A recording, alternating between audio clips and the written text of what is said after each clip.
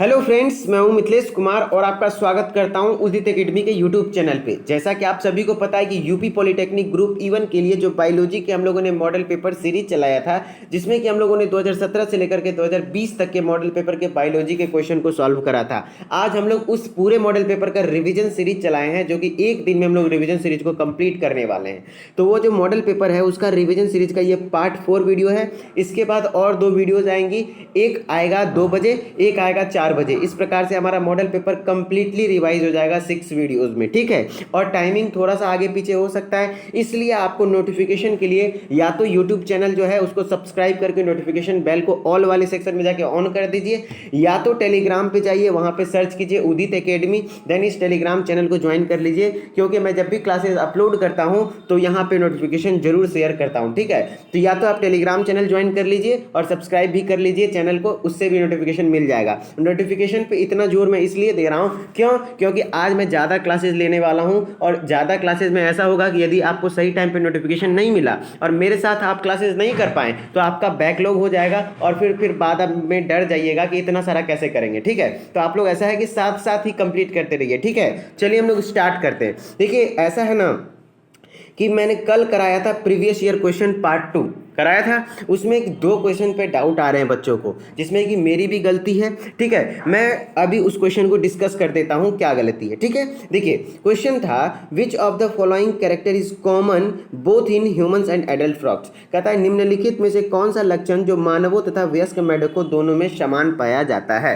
तो इसका आंसर तो हमने बिल्कुल सही बताया था, यूरियोटेलिक मोड ऑफ एक्सक्रीशन। क्यों? क्योंकि मेढक में भी और हम लोग में भी, दोनों में इसी टाइप से होता है कि जितना भी टॉक्सिक सब्सटेंस होता है उसको क्या किया जाता है, यूरिया में कन्वर्ट करके एक्सक्रीट किया जाता है। तो ये तो ठीक है, ये ठीक है, आंसर सही था। लेकिन मुझसे गलती क्या हुई थी मैं बताता हूं। देखिए ऑप्शन नंबर बी क्या है, 4 चैम्बर्ड ऑफ हार्ट। क्या है? 4 चैम्बर्ड ऑफ हार्ट। देखिए हमने यहीं पे गलती से मेरे से मुंह से फ्लो में निकल गया था कि जैसे ह्यूमंस में कितना होता है, हार्ट में कितना चैम्बर होता है, 4 चैम्बर होता है। कितना चैम्बर? 4 चैम्बर। जबकि एम्फीबियंस यानी क्या, मेढक में हार्ट में 3 चैम्बर होता है। कितना चैम्बर?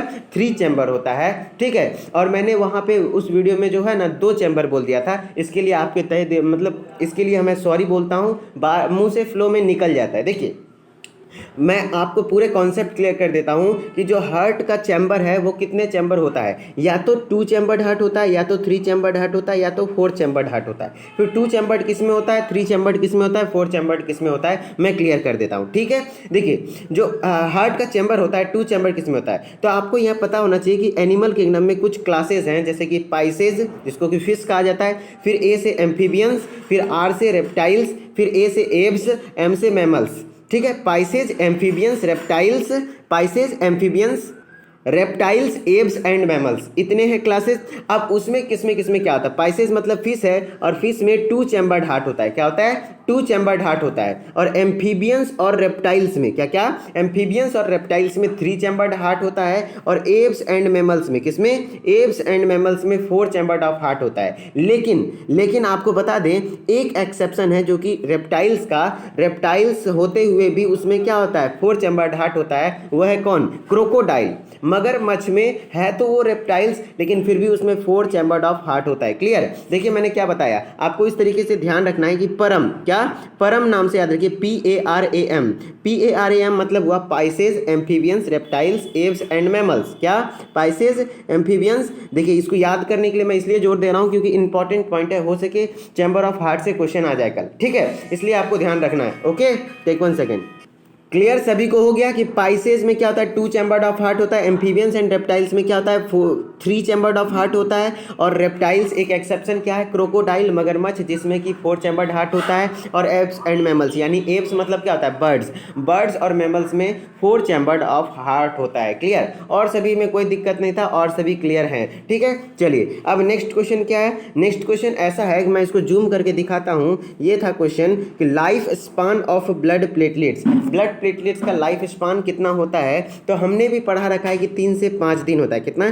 3 to 5 days. लेकिन आप देखिए कि क्या ऑप्शन में ऐसा है कहीं नहीं ना, उससे मिलता जुलता ऑप्शन क्या है, 8 to 10 डेज, इसलिए मैंने 8 to 10 डेज को ऑप्शन करेक्ट माना था, ठीक है। होता 3 से 5 दिन ही है, लेकिन ऐसा है ना कि सिर्फ आरबीसी का ही क्या है, एक स्पेसिफिक दिया गया है 120 डेज। अब अन्यथा जो प्लेटलेट्स हो या फिर WBC हो, इसका हम लोग ऑन एन एवरेज लेके चलते हैं। क्या लेके चलते हैं? On an average. जो ऑप्शन में मिलता जुलता, मेरे को जितना याद है, जैसे 3 से 5 याद है, उससे मिलता जुलता जो भी ऑप्शन मिल जाए उसको टिक किया जाता है। ठीक है, इस प्रकार से क्वेश्चन को टिक करना है। तो इसका आंसर बिल्कुल सही था। और जो हमारे से गलती हुई थी वो हुई थी 4 चैम्बर्ड हार्ट और 3 चैम्बर्ड हार्ट में। 4 चैम्बर्ड हार्ट मैमल्स में होता है, एब्स में होता है, और एम्फीबियंस और रेप्टाइल्स में 3 चैम्बर्ड हार्ट होता है। बल्कि एक क्रोकोडाइल एक्सेप्शन है जिसमें कि रेप्टाइल्स है, फिर भी 3 चैम्बर्ड ऑफ हार्ट होता है। ठीक है, मुझसे ये गलती हुई, इसके लिए मैं आपसे सॉरी बोलता हूँ। लेकिन बिल्कुल आप लोगों को थैंक यू जिसने कि ये गलती को नोटिस करके कमेंट किया। मैं ऐसे कमेंट्स को कभी नज़रअंदाज नहीं कर सकता हूँ। ठीक है,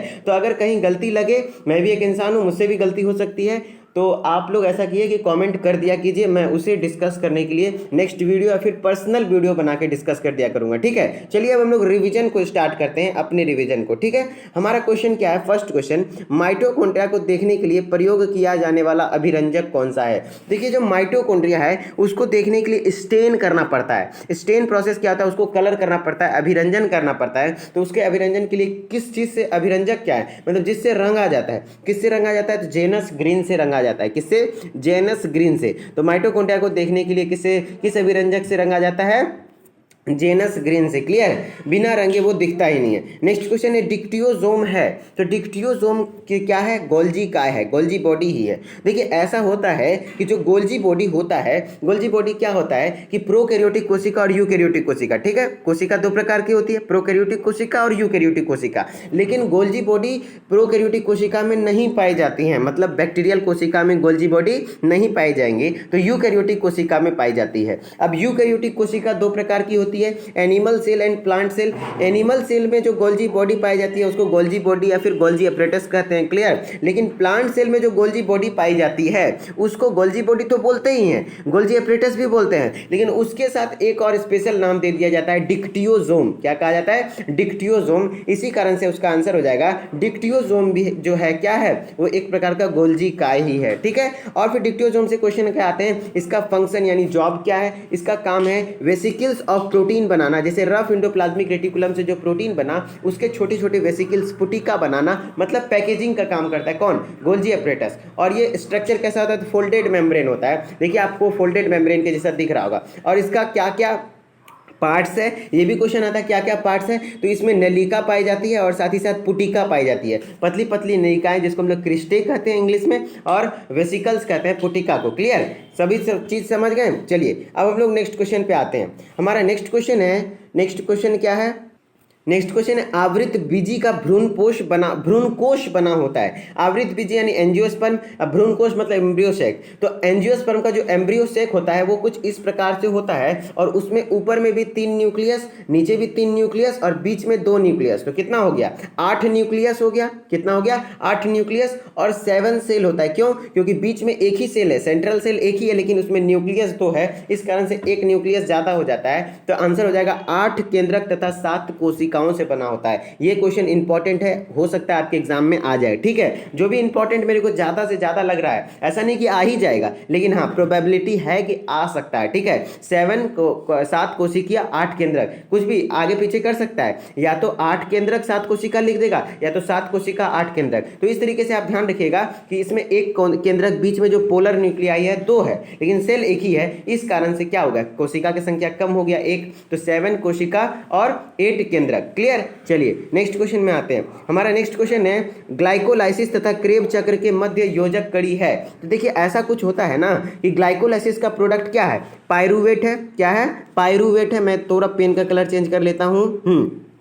क्या है? ग्लाइकोलाइसिस का प्रोडक्ट क्या है? पायरूवेट है। और क्रेब साइकिल स्टार्ट किससे होता है? एसिटाइल कोएंजाइम ए से। तो इसलिए जो ग्लाइकोलाइसिस और क्रेब चक्र का संयोजक कड़ी कहा जाता है वो किसको कहा जाता है? एसिटाइल कोएंजाइम ए को। कहाँ से? एसिटाइल कोएंजाइम ए को। ठीक है, तो एसिटाइल कोएंजाइम ए क्या है? एसिटाइल कोएंजाइम ए क्या है? ग्लाइकोलाइसिस तथा क्रेब चक्र के मध्य योजक कड़ी है। फिर क्वेश्चन ये भी आते हैं कि ग्लाइकोलाइसिस जो होता है वो सेल के किस पार्ट में होता है? तो साइटोप्लाज्म में होता है। किसमें? साइटोप्लाज्म में। लेकिन जो ये क्रेब साइकिल होता है, क्या, क्रेब साइकिल, वो माइटोकॉन्ड्रिया में होता है। क्लियर, समझ रहे हैं ना। चलिए नेक्स्ट क्वेश्चन पे आते हैं हम लोग का नेक्स्ट क्वेश्चन क्या है, क्लोरोलिन नामक प्रतिजैविक प्राप्त किया जाता है। तो क्लोरोलिन नामक जो एंटीबॉडी है वो किसके द्वारा प्राप्त किया जाता है, तो क्लोरेला के द्वारा प्राप्त किया जाता है। और क्लोरेला क्या है, एक प्रकार का सिंगल सेल्ड एल्गी है। क्या है, सिंगल सेल्ड एल्गी, यानी क्या है, एक कोशिकीय हरित शैवाल है, सिंगल सेल्ड ग्रीन एल्गी है। क्लियर। चलिए अब हम लोग नेक्स्ट क्वेश्चन पे आते हैं। हमारा नेक्स्ट क्वेश्चन क्या है, आप ध्यान से देखेंगे क्वेश्चन को, क्लियर हो जाएगा। एक आवृत्त बीजी में 600 परागकणों को उत्पन्न करने के लिए कितने अर्धसूत्री विभाजन होंगे। तो देखिए आवृत्त बीजी यानी एंजियोस्पर्म में जो एक स्लाइड में ऐड कर देता हूं, हाँ जी, आपको दिख रहा होगा कि एक जब मियोसिस होता है, अर्धसूत्री विभाजन होता है, तो एक से कितना बन रहा है, 4 पॉलन ग्रेन बन रहे हैं, 4 परागकण बन रहे हैं। तो जब एक से 4 परागकण बन रहे हैं, मतलब 4 परागकण के लिए कितना हुआ, एक अर्धसूत्री विभाजन हुआ।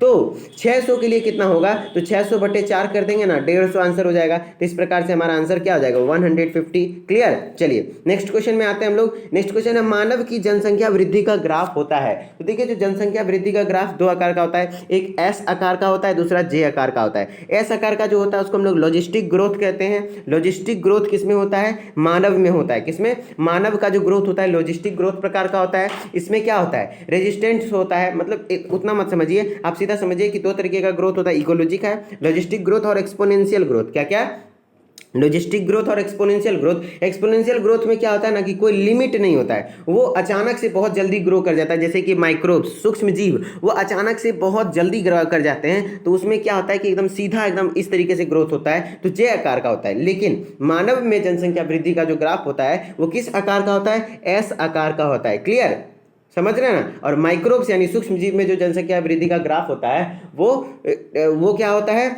जे आकार का होता है। ठीक है, क्लियर हो गया। चलिए हम लोग का नेक्स्ट क्वेश्चन क्या है, हमारा नेक्स्ट क्वेश्चन है, मृदा में उपस्थित अपघटक कार्बनिक पदार्थ सामान्यतः कहलाते हैं। तो मृदा में जो उपस्थित अपघटक कार्बनिक पदार्थ है वो क्या कहलाते हैं, सॉइल ह्यूमस कहलाते हैं। क्या कहलाते हैं, सॉइल ह्यूमस कहलाते हैं। और ये सॉइल ह्यूमस मिट्टी के लिए बहुत ज़्यादा फायदेमंद होता है, मिट्टी को भुरभुरा बनाता है और पोषक तत्वों से भरपूर बनाता है। क्लियर। चलिए नेक्स्ट क्वेश्चन पे आते हैं हम लोग। नेक्स्ट क्वेश्चन, अम्ल वर्षा वातावरण में किसकी सांद्रता के अधिकता के कारण होती है। तो वातावरण में जब 2 गैस NO2 और SO2, कौन कौन सा, SO2 और NO2 का सांद्रता बढ़ जाता है तो अम्ल वर्षा होती है। देखिए अम्ल वर्षा यानी एसिड रेन होता है एक्चुअली कैसे, बस थोड़ा सा समय दीजिए मैं क्लियर कर देता हूं। देखिए जब वातावरण में 2 गैसेस NO2 और SO2 का कंसंट्रेशन बढ़ जाता है तो वो NO2 और SO2 या तो बादल में प्रेजेंट वाटर मॉलिक्यूल या फिर जो इवेपोरेशन होता है, वाष्पोत्सर्जन होता है, उसमें जो वाटर मॉलिक्यूल आता है उससे बाइंड करके NO2 बना लेता है नाइट्रिक एसिड HNO3 और SO2 बना लेता है सल्फ्यूरिक एसिड H2SO4। और वो दोनों एसिड बारिश के साथ जब नीचे गिरता है तो उस रेन को हम लोग क्या कहते हैं, एसिड रेन कहते हैं। क्लियर। तो एसिड रेन होता किसके कारण है, वातावरण में 2 गैसेस बढ़ जाने के कारण SO2 और NO2। क्लियर। चलिए अब हम लोग नेक्स्ट क्वेश्चन में आते हैं। बेंथम एवं हुकर द्वारा दी गई वर्गीकरण की पद्धति किस पुस्तक में प्रकाशित हुई है। तो बेंथम एवं हुकर द्वारा दी गई वर्गीकरण की पद्धति जेनेरा प्लांटेरम, क्या, जेनेरा प्लांटेरम नाम के पुस्तक में की गई है, प्रकाशित की गई है। और इन्होंने पादप जगत इन्होंने क्या किया था, प्राकृतिक वर्गीकरण पद्धति नेचुरल क्लासिफिकेशन सिस्टम को पब्लिश किया था। ठीक है, प्राकृतिक वर्गीकरण पद्धति को इन्होंने प्रकाशित करा था, किसने, बेंथम एवं हुकर ने। क्लियर।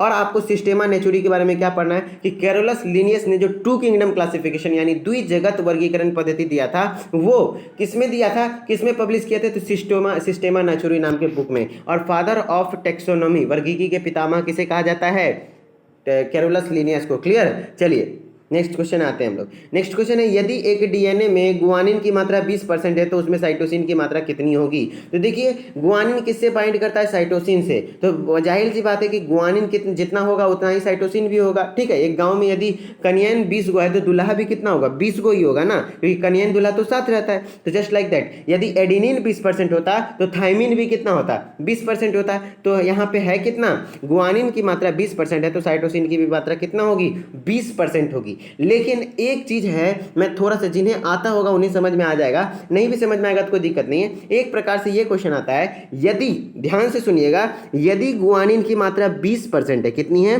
20% है, तो एडिनिन की मात्रा कितनी होगी, तब आप फंस जाइएगा।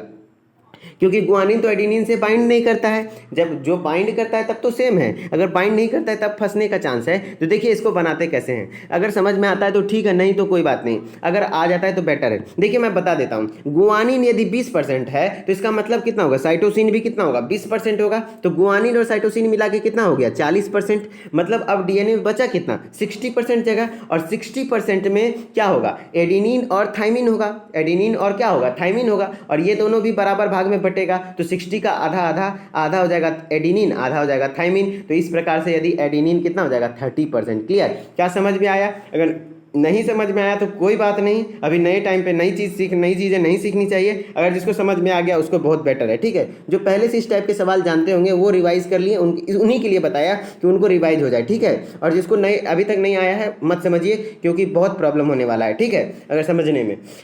चलिए हम लोग नेक्स्ट क्वेश्चन पे आते हैं। हम लोग यहाँ पे हम लोग रिविजन सीरीज चला रहे हैं, फटाफट रिवाइज कर रहे हैं ना, इसलिए मैं क्वेश्चन पे ज़्यादा फोकस नहीं कर, ज़्यादा टाइम नहीं दे रहा हूँ, ठीक है। वायवीय श्वसन में ग्लूकोज के एक अणु के पूर्ण ऑक्सीकरण से कितने एटीपी प्राप्त होते हैं? तो वायवीय श्वसन में 38 एटीपी प्राप्त होते हैं। कितने एटीपी? 38 एटीपी। और अवायवीय श्वसन में एक ग्लूकोज के एक मॉलिक्यूल से 2 एटीपी, और साथ ही साथ क्या बनता है, लैक्टिक एसिड भी बनता है। क्लियर, चलिए नेक्स्ट क्वेश्चन में आते हैं हम लोग। हृदय में पाई जाने वाली पेशियां क्या कहलाती है? कार्डियक पेशी। कार्डियक पेशी यानी कार्डियक हृदय पेशियां, हृदय मसल, ठीक है, कार्डियक मसल पाई जाती है। और आपको बता दें कि जो हार्ट है उसके लाइनिंग को आपको ध्यान रखना है, कितने लाइनिंग होते हैं, कितने वाल होते हैं, 3 वाल्स होते हैं। सबसे बाहरी वाल को क्या कहते हैं, सबसे बाहरी लेयर को क्या कहते हैं, पेरिकार्डियम कहते हैं, ये आउटर मोस्ट लेयर है। फिर बीच वाले लेयर को क्या कहते हैं, मायोमेट्रियम कहते हैं। फिर ये एंडोमेट्रियम कहलाता है, इनर मोस्ट लेयर। क्लियर, तो इतना ध्यान रखना है। अब हमारे पास क्या हुआ कि ये 2019 का, टेक 1 सेकंड, 2019 है ना, हाँ 2019 के पार्ट 1 हम लोग कवर कर लिए। अब हम लोग 2019 के पार्ट 2 को बहुत अच्छे तरीके से कवर करेंगे। बस आप लोग थोड़ा सा रुकिए, मैं तुरंत स्लाइड को ऐड करता हूँ, ठीक है। अगर बेटर वे में हो गया स्लाइड ऐड तब तो भाई हाँ, कोशिश तो करता हूँ कि स्लाइड ऐड हो जाए, ठीक है, कोई बात नहीं, रुकिए 1 सेकंड। चलिए हमारे पास स्लाइड सही सलामत रेडी है। 2019 का पार्ट 2 मॉडल। देखिए मैं डरता इसलिए हूँ क्योंकि आज से 2-3 दिन पहले बार बार यही हो जा रहा था जब मैं रिवीजन सीरीज चला रहा था 500+ प्रश्नकाल सीरीज का, कि दूसरे वीडियो के कंटेंट को जैसे लाता था वीडियो ही एंड हो जाता था। लेकिन अभी बेटर वे में चल रहा है। भगवान करे कि कम से कम और 2 वीडियो जो आगे आने वाली हैं वो तक सही चल जाए, जो कि आपका रिविजन कंप्लीट हो जाए, ठीक है, ताकि आप लोग हमें गाली ना दो, ठीक है। चलिए नेक्स्ट क्वेश्चन है क्या कि हमारा क्वेश्चन स्टार्ट करते हैं। पुंकेसर के तंतु का निकटस्थ सिरा किससे जुड़ा होता है? तो पुंकेसर किसको कहते हैं? तो पुंकेसर क्या, स्टामिन है। देखिए जो पादप पुष्प का जब स्ट्रक्चर देखेंगे तो उसमें स्टामिन होता है और पिस्टिल होता है। क्या होता है? पिस्टिल होता है। पिस्टिल क्या है? स्त्री केसर है, यानी फीमेल रिप्रोडक्टिव पार्ट है। और मेल रिप्रोडक्टिव पार्ट क्या होता है? स्टामिन होता है। और स्टामिन को 2 भाग में बांटा जाता है, एक होता है परागकोश यानी क्या होता है, एंथर, और दूसरा क्या होता है, पुतंतु यानी फिलामेंट होता है। क्या होता है? फिलामेंट होता है। तो ये जो फिलामेंट और एंथर है वही पूछ रहा है यहाँ पे कि पुंकेसर का तंतु यानी फिलामेंट निकटस्थ सिरा किससे जुड़ा होता है? ये पुतंतु है, इसका निकटस्थ सिरा, तो देखिए स्टार्टिंग कहाँ से होता है? नीचे से स्टार्ट होता है ना, तो इसलिए इसका निकटस्थ सिरा यही कहलाएगा। तो नीचे क्या है? दल है। तो ये दल या फिर पुष्पासन से जुड़ा होता है। किससे? पुष्पासन या फिर दल से जुड़ा होता है। कौन? पुंकेसर के तंतु का निकटस्थ सिरा किससे जुड़ा होता है? पुष्पासन या दल से। फिर यही पूछेगा पुंकेसर के तंतु का निकटस्थ नहीं बल्कि दूरस्थ सिरा किससे जुड़ा होता है? तब हो जाएगा परागकोश। क्लियर, तब परागकोश से जुड़ा होता है। दूरस्थ बोलेगा तो परागकोश, निकटस्थ बोलेगा तो क्या हो जाएगा? दल हो जाएगा। क्लियर, ठीक है। चलिए नेक्स्ट क्वेश्चन पे आते हैं हम लोग। नेक्स्ट क्वेश्चन है हमारा, C4 पादपों की पत्तियों में CO2 स्थिरीकरण के दौरान मैलिक अम्ल का संश्लेषण कहाँ होता है? देखिए C4 पादपों में जो CO2 का फिक्सेशन होता है वो मीजोफिल सेल में होता है। और मीजोफिल सेल में को ही हिंदी में कहते हैं पर्ण मध्योतक कोशिका। और यहाँ पे जो CO2 का फिक्सेशन होता है, C4 plants fix CO2 into a 4 molecule containing 4 carbon atoms before initiating Calvin cycle. Calvin cycle को स्टार्ट करने से पहले जो C4 प्लांट्स है वो CO2 का फिक्सेशन करता है। कितने कार्बन वाले मॉलिक्यूल में? 4 कार्बन वाले मॉलिक्यूल में। और वो 4 कार्बन मॉलिक्यूल होता कौन सा है? मैलेट होता है। और मैलेट को हम लोग क्या कहते हैं? मैलिक एसिड कहते हैं। क्या कहते हैं? Malic acid. तो यहाँ से पता चल रहा है कि मैलिक एसिड का जो संश्लेषण हो रहा है वो कहाँ पे हो रहा है? मीजोफिल सेल में। और CO2 का फिक्सेशन, कार्बन डाइऑक्साइड का फिक्सेशन भी C4 प्लांट्स में कहाँ पे हो रहा है? तो मैलेट में ही हो रहा है, सॉरी मीजोफिल सेल में ही हो रहा है। तो इससे आपको पता चल गया कि पर्ण मध्योतक कोशिका आंसर होगा।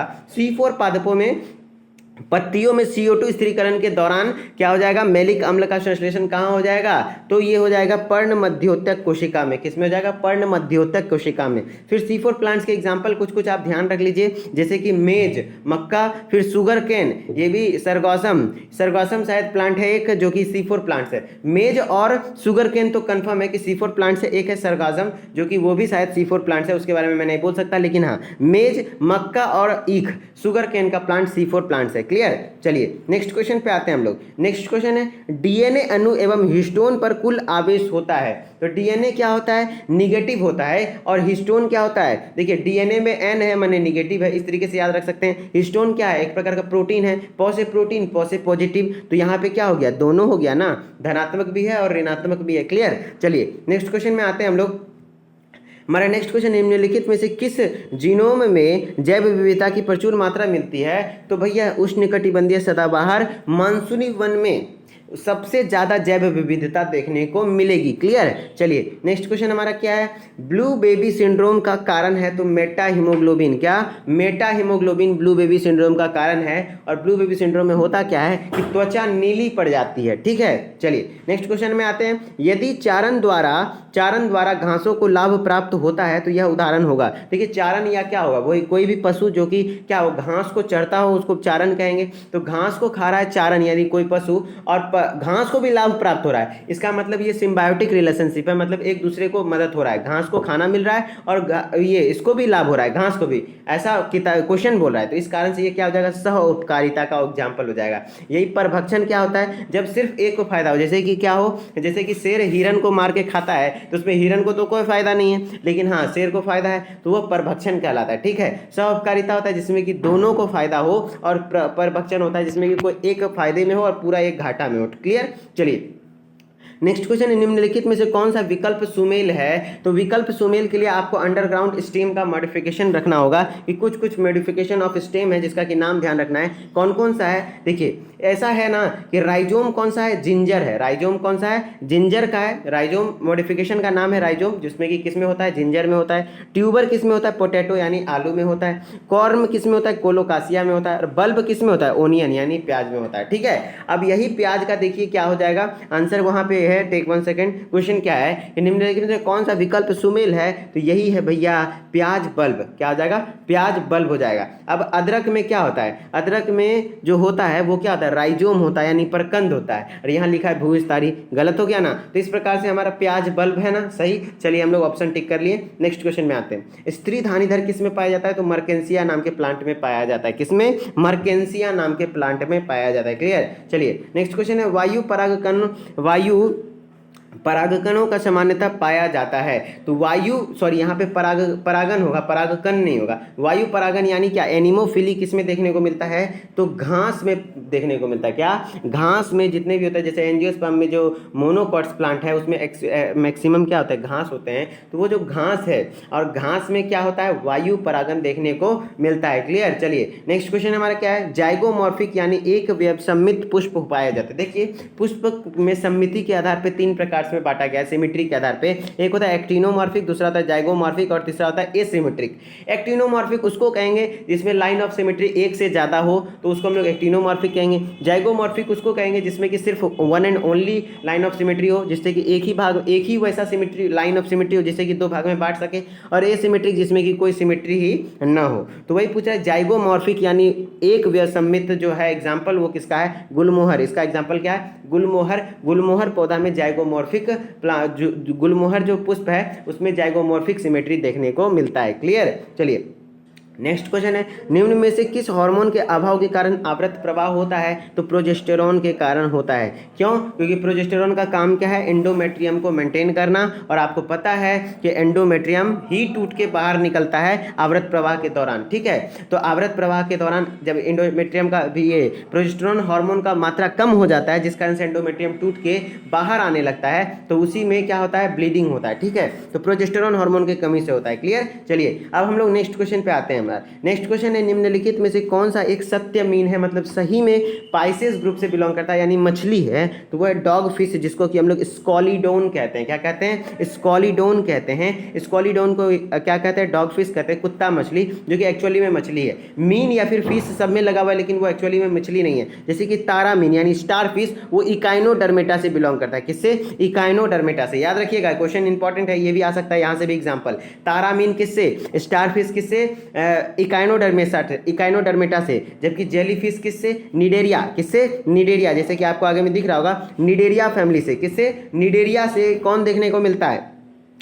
Jelly fish. और कटल फिश किस में है? मोलास्का में है। तो तारा फिश यानी तारा मीन जो है स्टार फिश, वो किससे बिलोंग करता है? इकाइनोडर्मेटा से। डॉग फिश यानी स्कॉलीडोन, वो एक्चुअली में पाइसेस से बिलोंग करता है। और जेली फिश क्या है? जेली फिश निडेरिया से बिलोंग करता है। कटल फिश मोलास्का से बिलोंग करता है। ठीक है, चलिए अब हम लोग नेक्स्ट क्वेश्चन में आते हैं। मनुष्य में दूध के पाचन में प्रारंभिक अवस्था किसके कारण होती है? तो जो प्रारंभिक अवस्था जो शुरुआत होती है दूध के पाचन के लिए, वो रेनिन के द्वारा होती है। किसके द्वारा? रेनिन के द्वारा होती है। ठीक है, चलिए नेक्स्ट क्वेश्चन हमारा क्या है, निम्नलिखित में से कौन रीनल पिरामिड का भाग नहीं है? तो रीनल पिरामिड देखिए, किडनी है ना, ये वृक्क है, उसमें बहुत सारे रीनल पिरामिड पाए जाते हैं। 15 से 16 रीनल पिरामिड होते हैं। और रीनल पिरामिड में क्या नहीं पाया जाता है? तो वही कुंडलित नलिकाएं। क्या? कुंडलित नलिकाएं इसका भाग नहीं है। क्लियर? रीनल पिरामिड का कौन भाग नहीं है? कुंडलित नलिकाएं उसका भाग नहीं होती हैं। नेक्स्ट क्वेश्चन है हमारा, जो कोशिकाएं विभाजित नहीं हो रही हो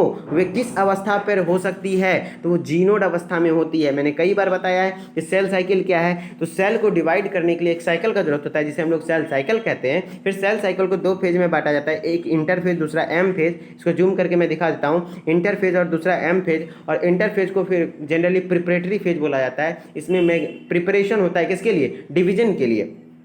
और एम फेज में एक्चुअली सेल डिवाइड करता है। फिर इंटर फेज को 3 पार्ट्स में बांटा जाता है, G1 phase, S phase, G2 phase. ये भी पॉइंट्स इंपॉर्टेंट है, आ सकता है क्वेश्चन। G1 फेज क्या है? सेल ग्रोथ होता है। जीवन में क्या होता है? सेल का ग्रोथ होता है। S फेज में डीएनए रेप्लिकेशन होता है। G2 फेज में प्रिपरेशन होता है, किसके लिए? माइटोसिस के लिए। फिर माइटोसिस को क्या होता है? 5 भाग में बांटा जाता है। वो क्या है? PM at cytokinesis. इसका ट्रिक क्या है? PM at cytokinesis. P माने प्रोफेज, M माने मेटाफेज, A माने एनाफेज, T माने टीलोफेज। उसके बाद साइटोकाइनेसिस हो जाता है। और साइटोकाइनेसिस में एक्चुअली में सेल 2 पार्ट्स में डिवाइड हो जाता है। और जो सेल डिवाइड नहीं होता है वो जीनोड फेज में रहता है। क्लियर? इतना तरीके से मैंने पूरे कंप्लीट किया इसको। तो ये हमारा क्या हो गया?